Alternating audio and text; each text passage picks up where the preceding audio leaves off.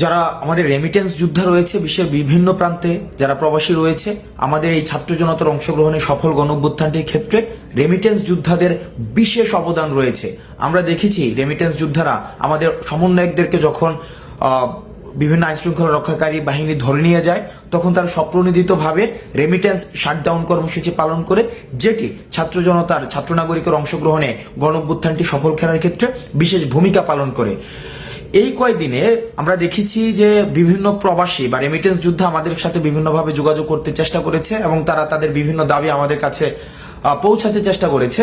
আমরা প্রত্যেকটি দাবিকে বিশেষভাবে গুরুত্ব দিচ্ছি এবং বিশেষ করে কিছু দাবি আমাদের নজরে এসেছে। আমি এর মধ্যে কিছু দাবি নিয়ে কথা বলবো। এর মধ্যে প্রথম একটি দফা দাবি, যেটি আমাকে ব্যক্তিগতভাবে মানসিকভাবে বেশ তাড়িত করেছে, যেখানে তারা বলেছে বিদেশে যখন কোনো রেমিটেন্স যোদ্ধা মারা যায়, তার লাশটি যখন দেশে নিয়ে আসতে হয় তখন তাকে একটা ফি দিতে হয়।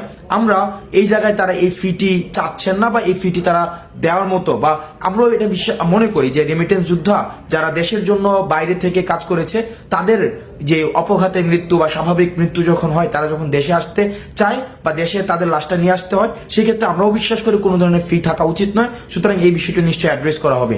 দ্বিতীয় যে একটি গুরুত্বপূর্ণ বিষয়, সেটি হচ্ছে প্রবাসীরা যখন দেশে আসে, এয়ারপোর্টে তাদের নানাবিধ হয়রানির শিকার হতে হয়। তাদের তৃতীয় শ্রেণীর নাগরিকের সেখানে হচ্ছে মর্যাদা দেওয়া হয়। আমরা চেষ্টা করব এই বিষয়টিকে খুব দ্রুত সময়ের মধ্যে অ্যাড্রেস করা, তাদের জন্য যথাযথ মর্যাদা নিশ্চিত করা হয় এবং বিদেশ থেকে তারা যেসব জিনিস নিয়ে আসে সেগুলো যেন যথাযথভাবে খুব সেফলি তাদের কাছে হস্তান্তর করা হয়।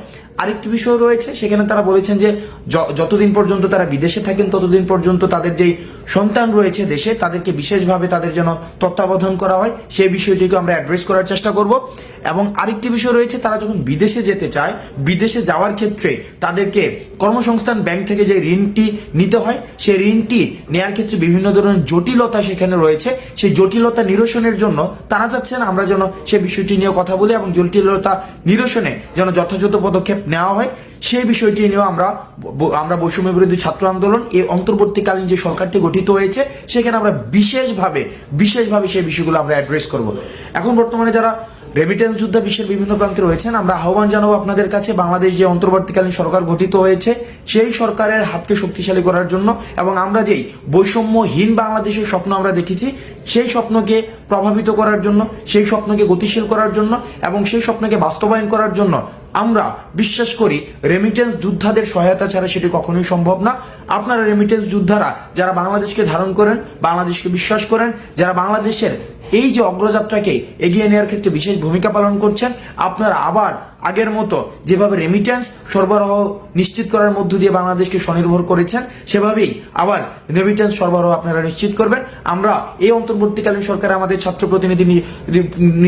ছাত্র প্রতিনিধি যারা রয়েছেন, তাদের অংশগ্রহণের মধ্য দিয়ে আপনাদের না বলা কথাগুলোকে আমরা তাদের কাছে পৌঁছে দিব এবং আমরা প্রতিশ্রুতি দিচ্ছি আপনাদের এতদিন পর্যন্ত যেসব দাবিগুলো বাস্তবায়ন হয়নি, সেই সব দাবিগুলো বাস্তবায়নের ক্ষেত্রে আমরা স্পোকসম্যান হিসাবে কাজ করব। আপনারা বিশ্বের যে প্রান্তে থেকে বাংলাদেশকে প্রতিনিধিত্ব করছেন, আপনাদের সবাইকে সালাম জানাচ্ছি। সালাম আলাইকুম।